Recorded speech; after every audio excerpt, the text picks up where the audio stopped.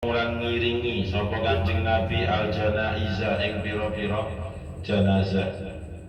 Wayar kabulan nunggangi sapa Kanjeng Nabi. Wayar kabulan nunggangi sapa Kanjeng Nabi al himara ing keledai. Al himara ing keledai. Wayuji bulan nyembadani sapa Kanjeng Nabi.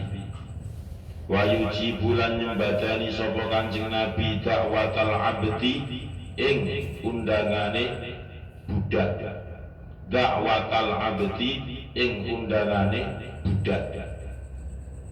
Waruwiya lan diceritaken, waruwiya lan diriwayataken apa annahu satemene Kanjeng Nabi Muhammad sallallahu alaihi wasallam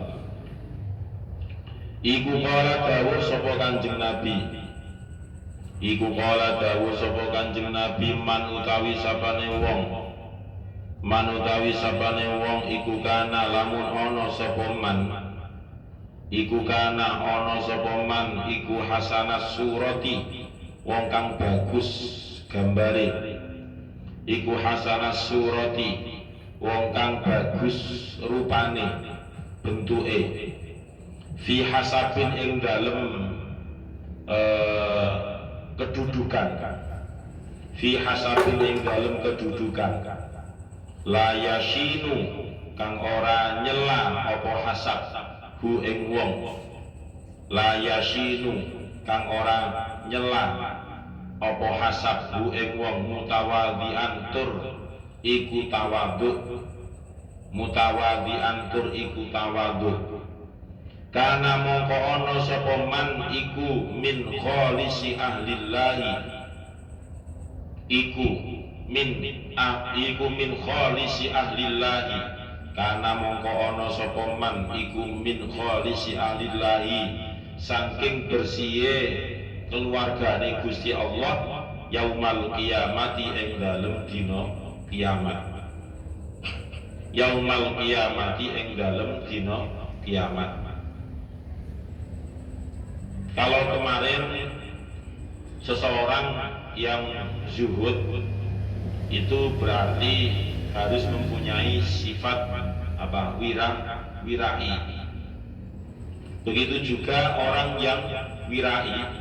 Untuk wala yakun warian yang baru kita maknai itu, orang yang wirai itu juga harus tawadhu.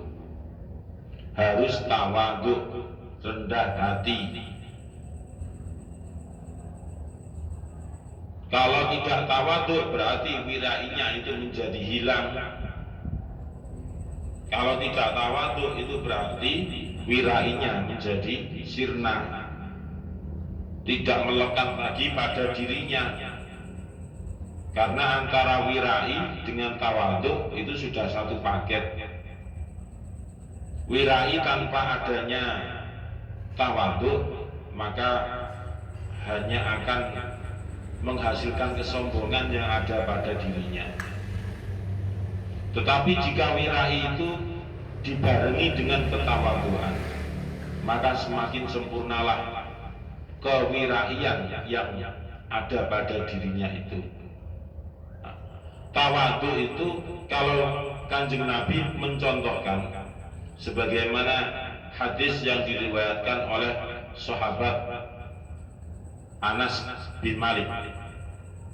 Kana Rasulullah sallallahu alaihi wasallam ya'udu al-maridho. Jadi setelah Kanjeng Nabi itu ya tetap mau menjenguk orang yang sedang sakit. Itu contoh konkret daripada sifat atau sikap tawadhu. Walaupun sudah dibersihkan dosanya oleh Allah, Kanjeng Nabi tetap menjenguk orang yang sakit. Itu contoh yang nyata, yang wajib kita tiru. Bagaimanapun kita harus berusaha untuk meniru uswah hasanah dari Kanjeng Nabi ini.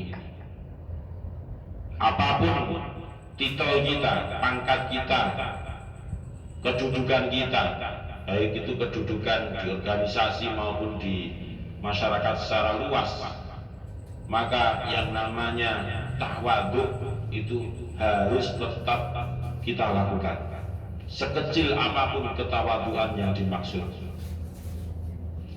Ya'udu al-marido, Kanjeng Nabi itu asyraful anam, khairul anam, manusia yang paling mulia, manusia yang paling bagus. Tidak ada sempurna manusia melebihi Kanjeng Nabi Muhammad Sallallahu Alaihi Wasallam. Itu tidak ada. Tetapi walaupun begitu, ketawaduan dari Rasulullah itu masih tetap dilakukan. Bukan berarti dengan khairul anam, dengan asyraful anam dan sebagainya itu akhirnya menjadikan Kanjeng Nabi lalai terhadap tawadhu. Tidak. Akan tetapi justru sebaliknya, semakin mulia bahwasanya Kanjeng Nabi itu juga sebagai manusia biasa sebagaimana kita ini. Beliau ya waktunya puasa ya puasa, waktunya tidak puasa ya tidak puasa. Beliau itu juga menikah, beliau itu juga tidur, juga butuh makan, minum, ya BAB, ya sebagaimana selayaknya manusia pada umumnya. Itu Kanjeng Nabi. Walaupun sudah menjadi Kanjeng Nabi, jadi manusia yang paling sempurna, mulai dari Nabi Adam sampai akhir zaman, tapi beliau tetap ya'udu al-marido. Jika ada orang yang sakit, kemudian beliau itu berkenan untuk menjenguk, maka beliau menjenguk. Wa yushayyi'u al-janaiza. Begitu juga Kanjeng Nabi itu sering mengiringi jenazah, artinya mengantarkan jenazah mulai dari rumah duka sampai kepada peristirahatan terakhir. Mulai dari rumah duka sampai menuju ke liang lahat. Itu Kanjeng Nabi tetap mengiringi jenazah siapapun itu, yang meninggal siapapun, orang Islam, akhirnya diikuti oleh Kanjeng Nabi sampai menuju ke tempat pemakaman. Nah, seperti itu harus kita tiru. Kanjeng Nabi itu kurang pahala apa? Sudah dijamin surga, bahkan bisa memberikan syafaat.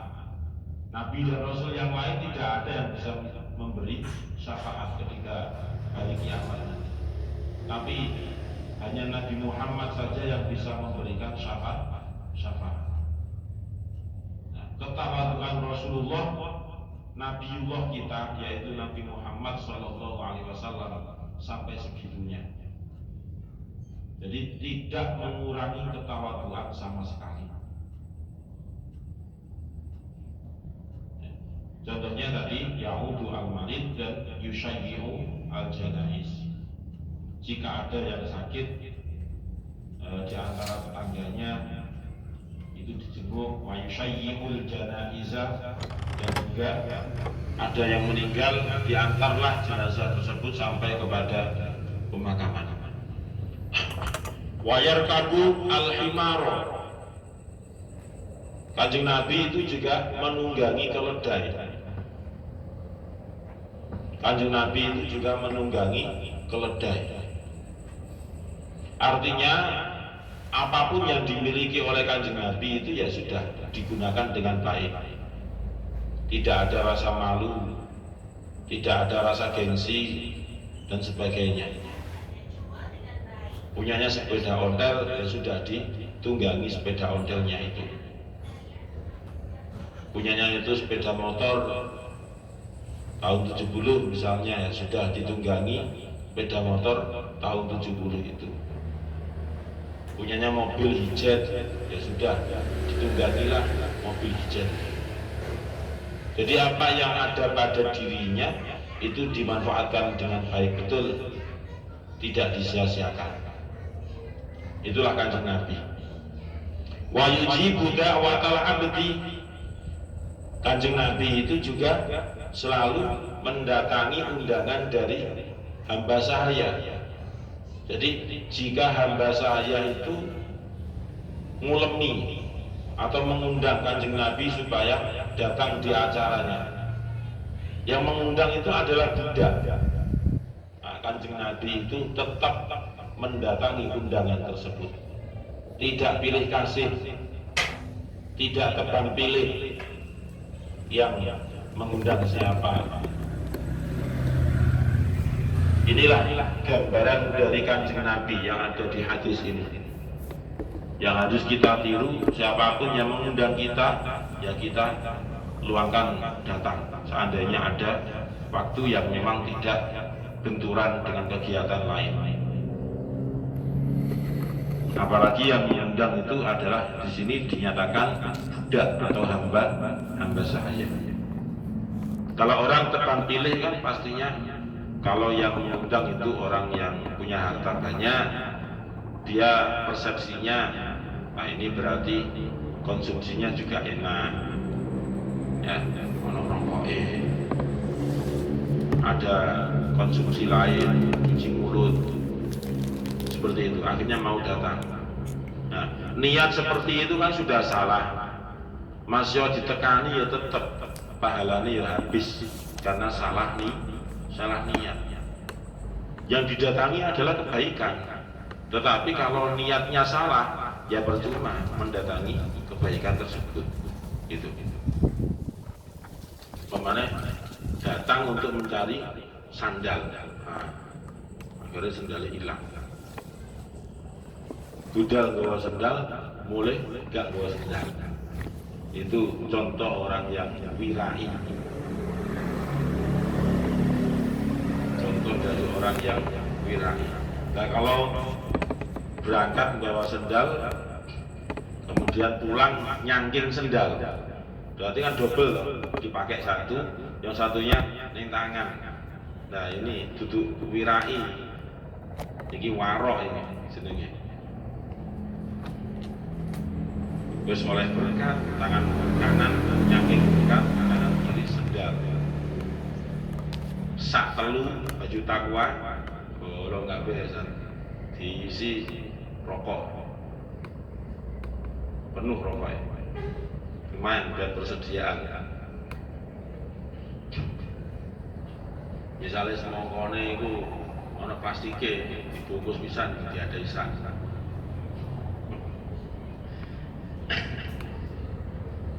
Jadi siapapun yang mengundang itu didatangi. Wa yujibu da'watal abdi. Wa ruwiya annahu sallallahu alaihi wasallam qala man kana hasanas surati fi hasabin. Barang siapa yang mempunyai kedudukan yang baik, la yashinuhu, sedangkan dia mempunyai kedudukan yang baik itu ternyata tidak pernah menyela orang lain, tidak pernah menyakiti hati orang lain, tapi justru dengan adanya dia jabatan tinggi itu sikap tawadhunya semakin tinggi.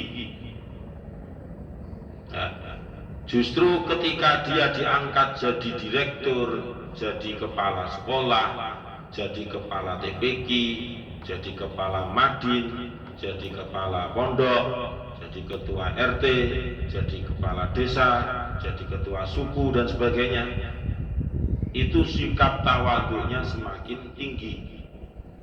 Lah orang yang seperti itulah min khalisi ahlillahi yaumal qiyamah, termasuk dianggap sebagai keluarganya Allah ya pada hari kiamat nanti. Dan juga orang yang seperti itu adalah orang yang khalis, orang yang ikhlas, orang yang betul-betul bersih hatinya. Tidak ada maksud lain selain untuk mengabdi kepada orang yang mengangkat dirinya. Misalnya Agung diangkat jadi ketua RT di rumahnya, jadi ketua RT, yang di sekelani stempel.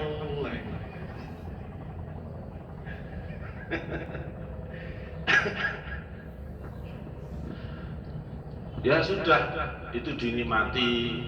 Tangan kiwa nggawa stempel, tangan kanan nggawa mushaf Al-Qur'an. Terus kan gak ono RT sing ngono saiki. Dimulai seperti itu. Pak RT tapi doyan deres. Iku kok sida teman kholisi ahlillahi betul. Pak RT yang hatinya bersih, yang nanti hari kiamat akan diakui oleh Allah sebagai keluarganya. Jadi apapun posisi atau jabatan itu, tinggi ataupun rendah, tidak ada permasalahan, justru sikap tawadhu'nya itu semakin tinggi. Masa di dalam kebersihan itu tetap tawadhu, masih diletakkan di akomodasi juga tetap tawadhu, walaupun diletakkan di departemen konsumsi mahasiswa semester 5 ya, nggak ngefek, tetap tawadhu. Jangan sampai punya rasa untuk gimana ini yang ngatur organisasi pusat. Masa saya ditaruh di konsumsi? Saya sudah semester 5 Pak, hafidhul Quran ini Pak, walaupun nggak wisuda, tapi kan setoran selesai, jarang-jarang. Masa ditaruh di departemen konsumsi? Mau saya taruh mana muka saya ini? Taruh mana? WC.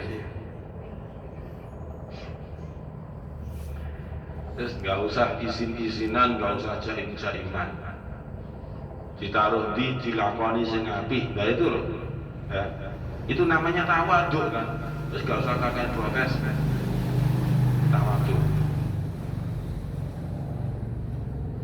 Nah kakek protes ditambah kok tambah nggak tawadhu. Jadi hasanah surati fi hasabin. Hasanah surah itu maksudnya pendidikannya tinggi, jadi jabatannya itu tinggi. Misalnya kayak Albani jadi direktur, dia tiba-tiba nanti dewasanya punya bis pariwisata, usaha bis pariwisata.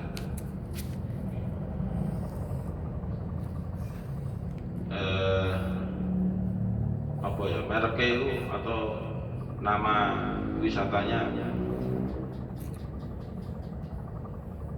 Pelampung Pancing Tour.